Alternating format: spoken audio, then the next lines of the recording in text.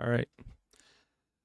Oh man, how is everybody doing today? I'm sorry we didn't get an episode out on Sunday. We were supposed to record it last night.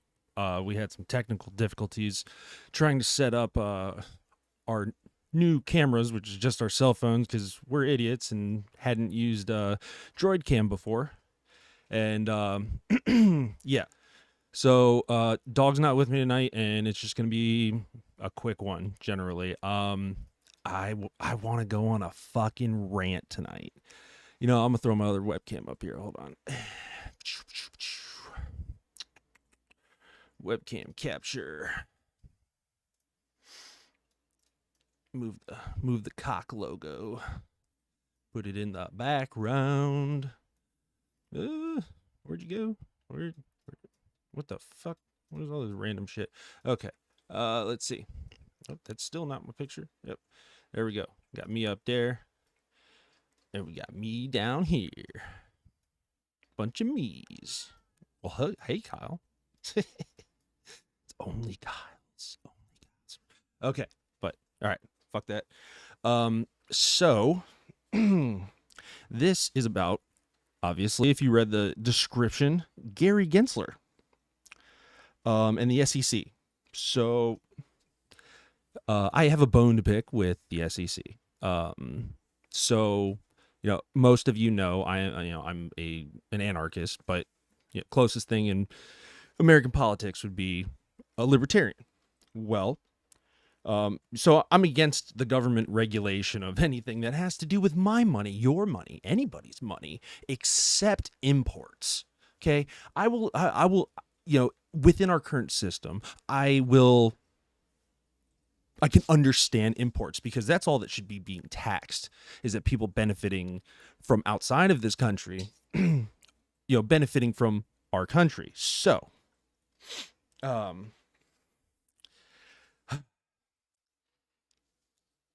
around 2017, when crypto really started to take off, okay, you had the world's biggest exchange, Binance, which was based in Hong Kong, China.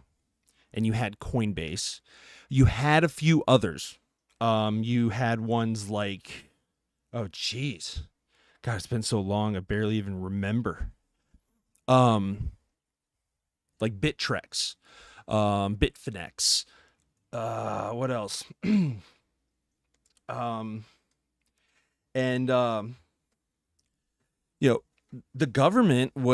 The U.S. government was arguing with themselves as to who had jurisdiction over this decentralized finance. So FinCEN was like, well, it's our jurisdiction. And then the SEC was like, well, it's our jurisdiction. And for years, this has been going on because that's how incompetent bureaucracy is. Oh, shit.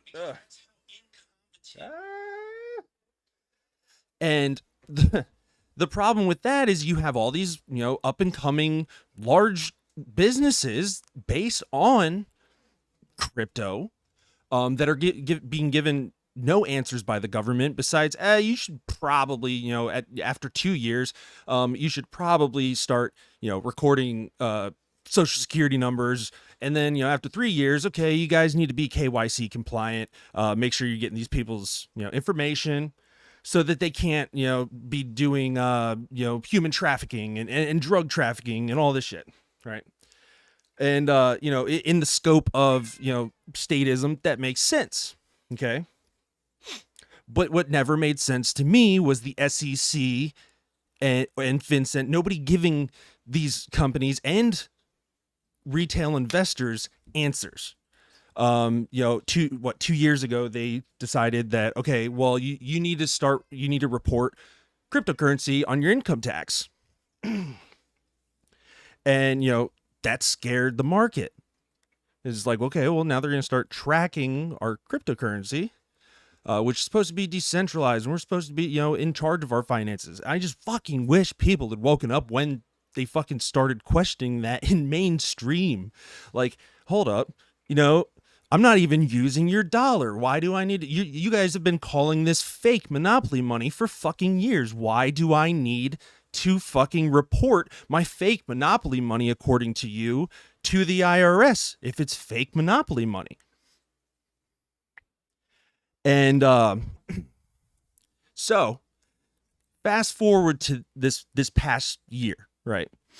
Actually, no, the past few years, because the past couple of years, because the SEC went after Library, which is actually a crypto project that I did a little bit of work for back in 2018.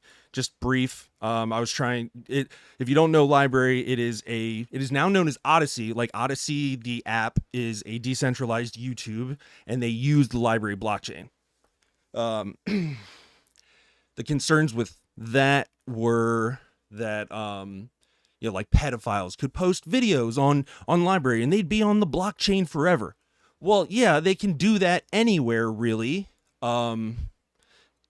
Except, they'll be on the Library blockchain forever, but the portals to get through there, which was Library app and now Odyssey, can block people from using their app to get to them. They could still get there on the blockchain, but that argument has always been bullshit, because I can go on the fucking dark web and find horrible illegal shit, right? And what is the government gonna do? I mean, besides the fact that they're probably pumping out a lot of it, it's fucking ridiculous.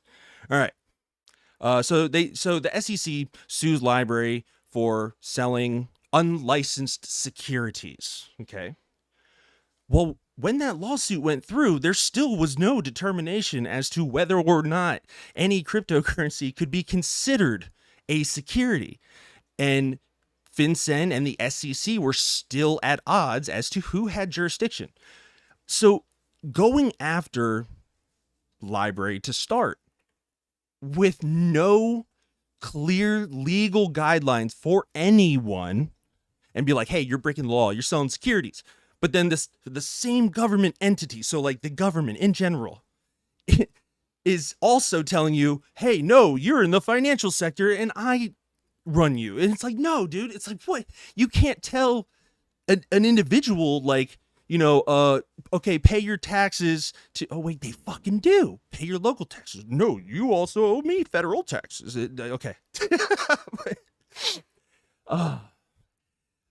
I'm beginning to get so pissed, all right? They just dropped a bunch of fucking charges against Sam Bankman-Fried. They dropped the charges.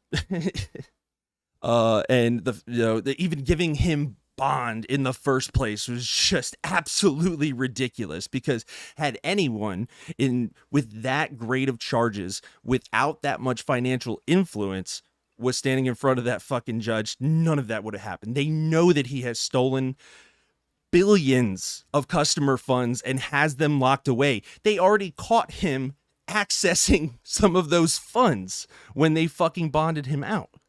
How they didn't fucking lock him up and throw away the key, I have no fucking clue. Okay, so you have them giving preferential treatment to Sam Bankman-Fried. Okay, obviously because he funded both major parties' campaigns, because he lobbied the fuck out of them. That's how he ran his platform without any fucking investigations, even though they were committing massive amounts of fraud and money laundering, and because the people who control the laws were literally paid off. So there's that. And then, okay, so what was it, about 6 months ago, the founder and developer of Cash App mysteriously gets killed. Okay. Investigation is very short, and I'm not trying to spawn a bunch of, spawn conspiracies or dive into that, or even though I like to normally, it's just one of those weird situations where somebody who runs a company that is kind of in the way of some sort of future government program winds up dead. Okay. And then here we are a few months later, and you have the Treasury announcing, oh, we're launching, well, they had already tried to do this before and it flopped. And so the Treasury is like, oh man, this is the perfect time. The founder of Cash App just got killed, and we're about to go after them probably for cryptocurrency issues. So yeah, let's launch Fed Now, a completely digital dollar and digital wallet. It'll track all your transactions. It'll track everything you do. It could deny you the right to buy things with your own money. And soon, that's all you're going to be able to do is buy what the government says you can fucking buy, because they're going to start giving you your tax returns on Fed Now. Sorry, I'm getting bit by fucking bugs. They're going to start giving you your tax returns on there. They're going to start requiring companies, payroll providers to pay through Fed Now. And they're going to get all these banks involved in being part of Fed Now, so that they create an even bigger surveillance network, which is why they just hired all those IRS agents to track all your transactions. To make sure that, man, if you go over $1,000, you better be paying every fucking penny in taxes you owe, motherfucker. All right. So then we come to today. And, oh man, is it a fucking good one. So, oh shit, I need to bring up my Facebook real quick because I lost the link. This is what pissed me off. This is what made me fucking sit down on the fucking computer today to fucking do this rant. I've been getting madder and madder at the fucking at the government. Like I was chilled out for a little while. For a few years, like at least on the federal level, I'm like, shit's going bad, but like I just don't care. But man, this shit is bad. So, let's talk about BlackRock and Citadel. So this tweet gets sent to me. Just in, Citadel, Fidelity, and Charles Schwab launched new crypto exchange platform, EDX Markets. Kind of weird that they just, decide a week and a half after the Binance lawsuit is initiated by the SEC to, hey, we haven't been planning this for a while. This hasn't been in the works. We just decided randomly today, not any coincidence at all, that, three of the largest financial holding companies in the world, we're launching our fucking crypto market. We're going to be compliant because we're being given fucking compliance information, unlike everyone else has been since fucking 2017. They just throw this shit right in your face. Like it's insanity. And people were like, one of the biggest arguments against fucking actual free market capitalism is, oh, well, then there's going to be monopolies. And it's like, dude, yeah, there already fucking is monopolies.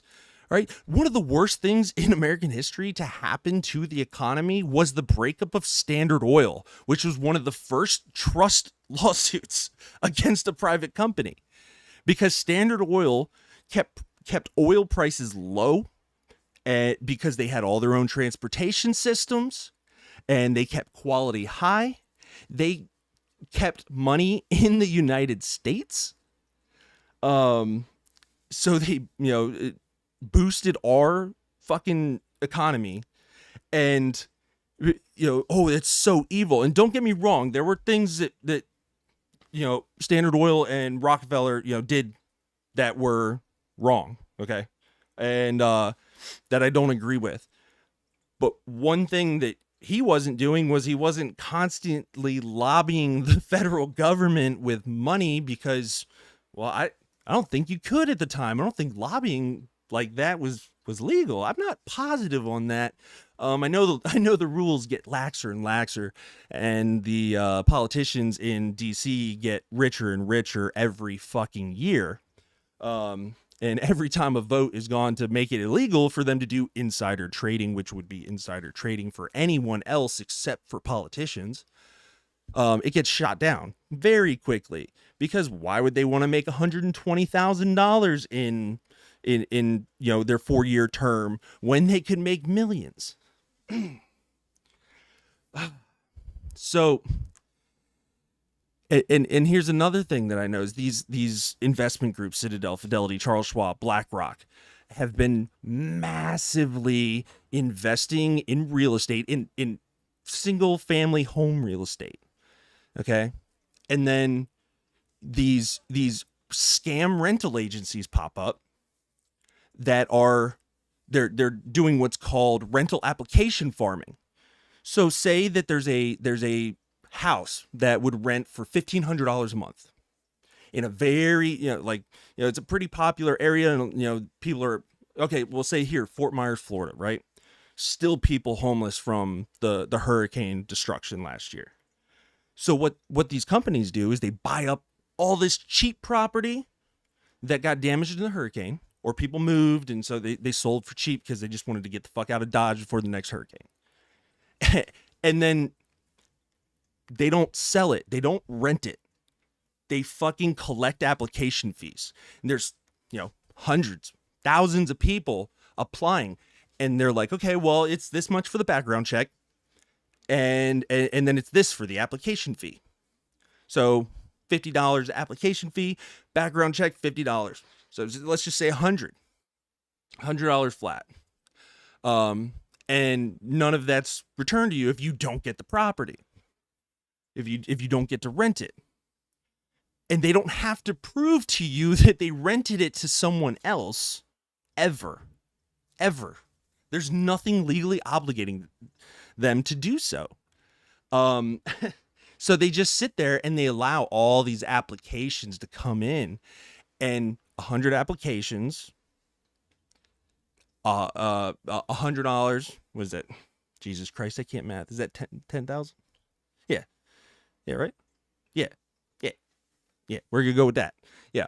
100 times 100, $10,000 a month if they get 100 application fees. So they're just profiting off this. And my belief is that these companies are stocking up and helping to build this fucking housing bubble, and right before the worst financial collapse in American history. This is going to be worse than the Great Depression, and I'm going to call that now. All my friends have heard me fucking say it. We have printed more money in the past 3 years than we have in the entire history of, not we, the United States government has printed more money in the past 3 years than the entire rest of the history of the United States. We are at inflation levels just in money supply in such high levels that it is worse than 1920s, early 1930s Weimar Republic Germany before the Nazis took over. And if any of you know about that era, it was one of the worst financial collapses in history. It was the Great Depression worldwide, and it was the worst in Germany.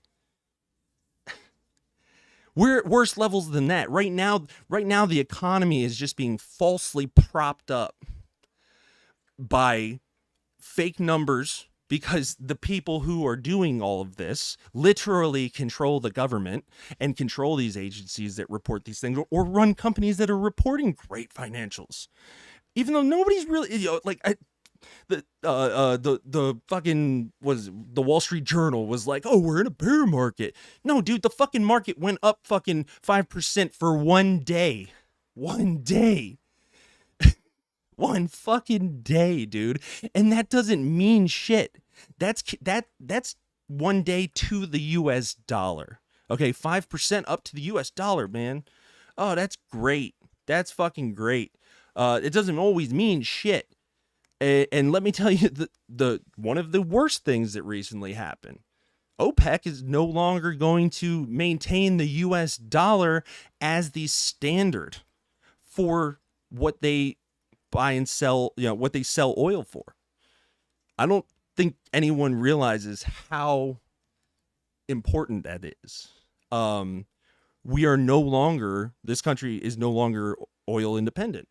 And I'm not a Trump fan, but that was one thing that he started to get us back to.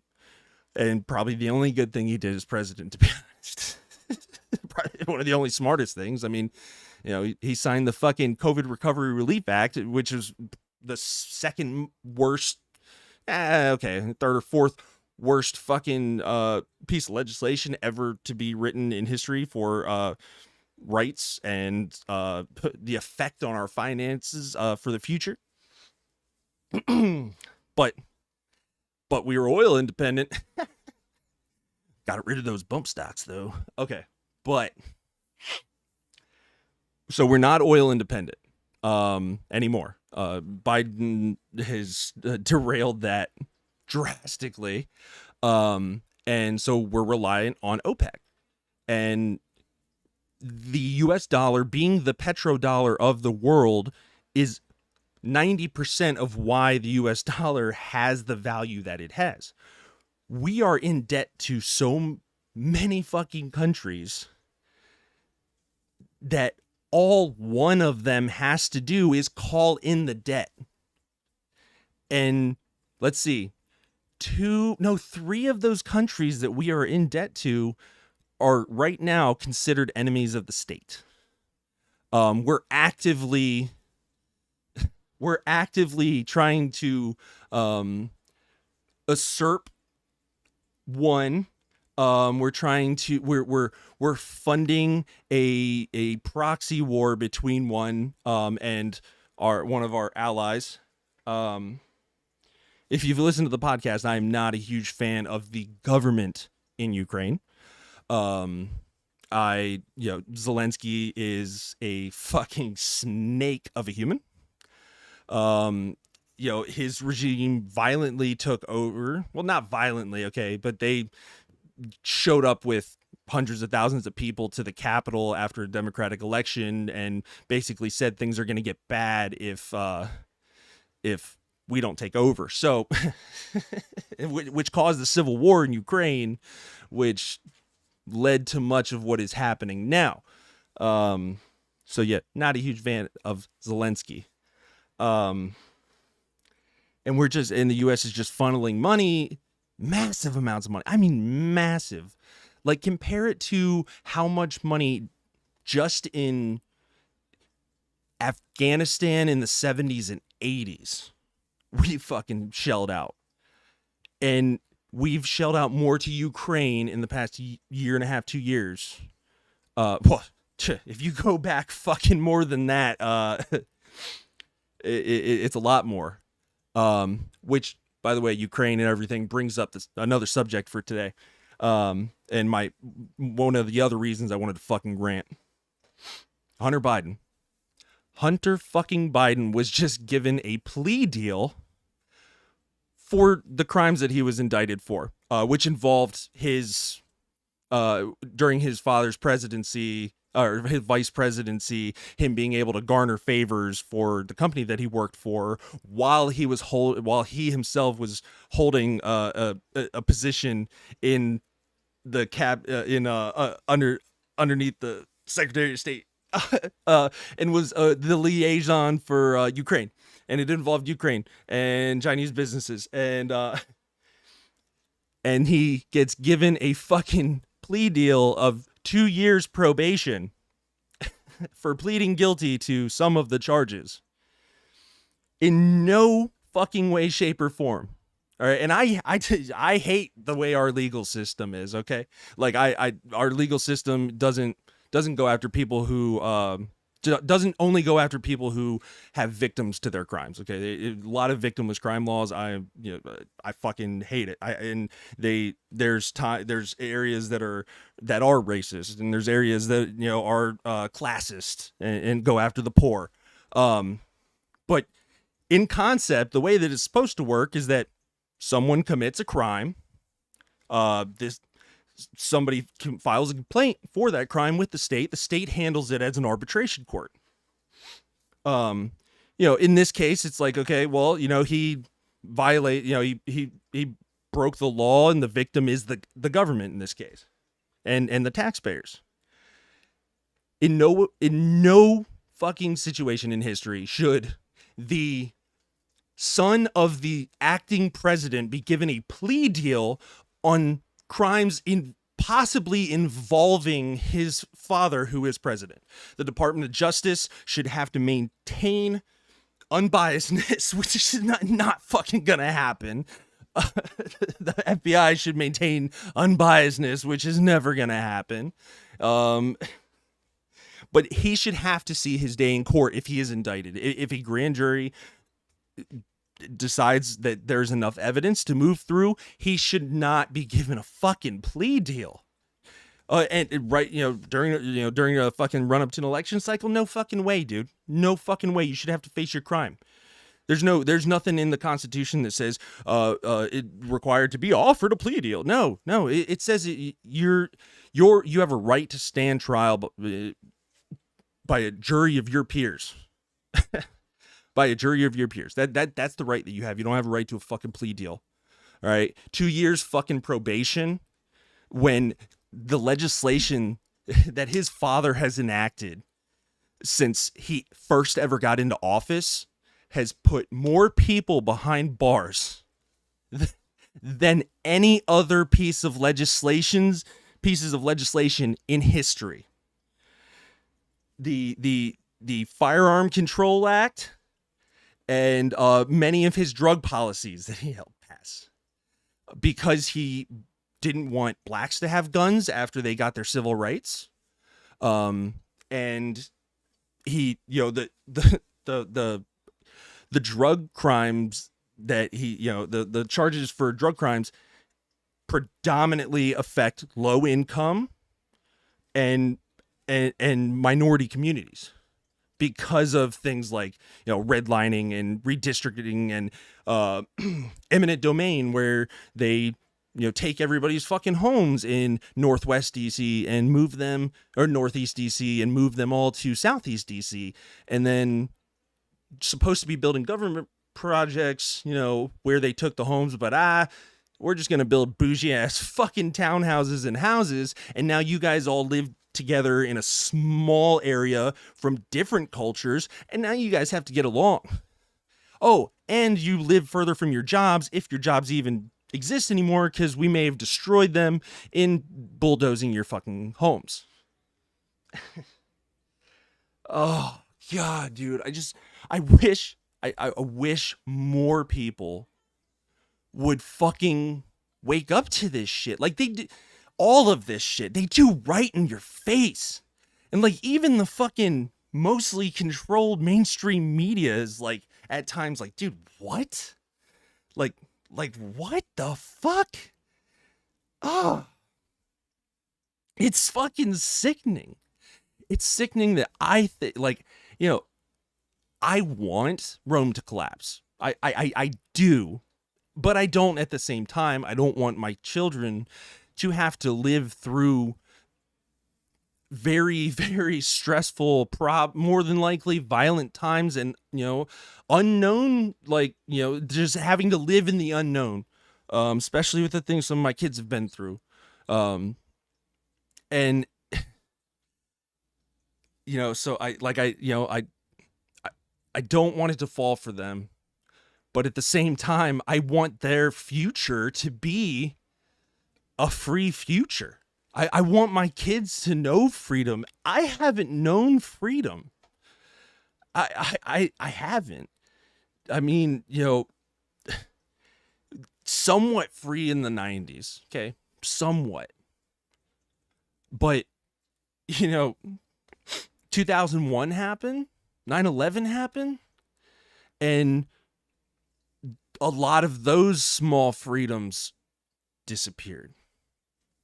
And 12 years old comes by. I'm mixing pool chemicals in a bottle, just like dry ice and water, and one goes off in my hand. Boom, fucking terrorist, according to local authorities. And ever since then on, just in and out of trouble until the past 3 years, and finally fucking quote unquote free man, as free as man can be in this country. And really the only freedom we have sometimes is freedom of speech.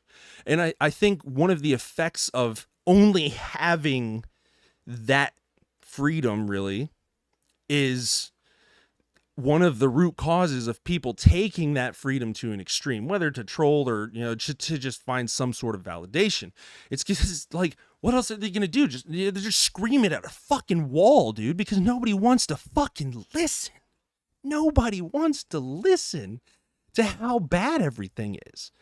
People want fucking, upbeat content or fucking, or they're just morbidly depressed and fucking shit just keeps getting pushed at them through fucking algorithms to make them more depressed. So they fucking either kill themselves or they fucking shoot, get manipulated by a fucking FBI agent to shoot a fucking church up or some shit. Like, that's the type of fucking, it's always one thing or the other here. It's always one extreme or the other. You can't be in the middle ground. People, it's become such a fucking socially distorted fucking world that you can't be in the center. You can't be not mad, and you can't be fucking not super happy. You can't just be. You have to be an extreme, and it is fucking ridiculous.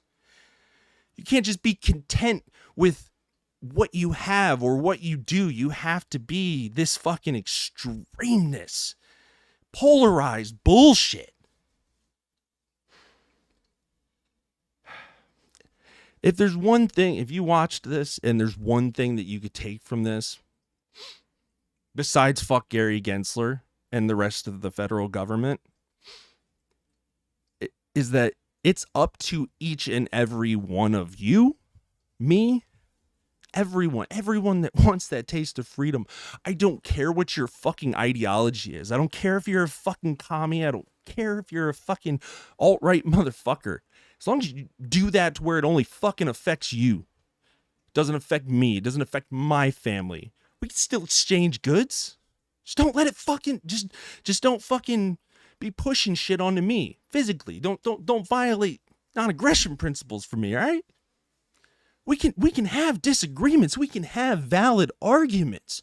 We can fucking disagree all day long as it's not going to affect me, my person, my family, or my property.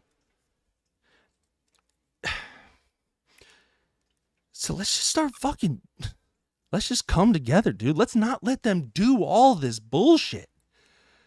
Like, when is enough going to be enough? When are people going to stop being fucking okay? Or it's more like fucking battered wife syndrome. Everyone is okay because they've been fucking raised by the government's fucking ideologies and abused for years. They literally go by the playbook. After World War II and Operation Paperclip, like, Nazis, literal Nazis, who were the best propaganda fucking designers in the world, helped develop our modern education system, our modern policing. And it's right there.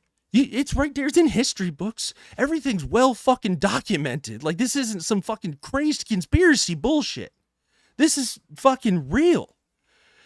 And what always boggles my mind is that their propaganda machine has gotten so strong that people don't even question their narratives anymore, like, almost at all. Since fucking COVID, I used to sit here and just educate and debate people. Like, I would debate through education. When I was younger, I was an asshole about it, but now, like, I take a much better approach and people are more receptive. And when people have those moments of clarity, dude, it's fucking like when everything just snaps for them and they're like, holy shit, like, you're right. What the fuck? It's really nice. It makes me feel good. And I've been on and engaged online on social media and things like that just as much as I used to be. And those moments of clarity just don't happen as much. And my arguments haven't gotten any weaker. They've gotten stronger. And that worries me because so many more people fell victim to that battered wife syndrome because of COVID. And even when evidence comes out that we were lied to in so many fucking ways, which, by the way, I was fucking, the whole time I'm like, dude, this is bullshit. What the fuck? All you people are freaking out. Like, I'm not like saying like people didn't die from COVID. Like, no, people died from COVID and COVID sucks. I got it in fucking jail.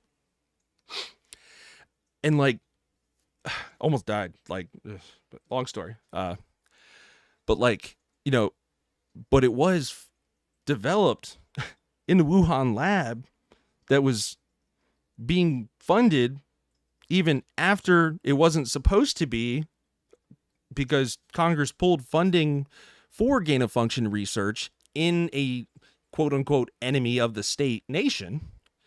And that's its origin. It was fucking a developed virus, and it somehow got out of the Wuhan lab, and that's how we had the COVID scare. And we just, that truth is coming out. Oh, and the vaccine efficacies and the vaccines being perfectly safe and then being tested. And then the fucking Kennedy interview on Joe Rogan. Like, all this shit being exposed, and people aren't fucking in DC armed to the teeth fucking taking the government over. Like, we're there for January 6th. Free source reporting was there for January 6th. All right, as my news agency that I've helped run for years, and we were there, and that wasn't an insurrection.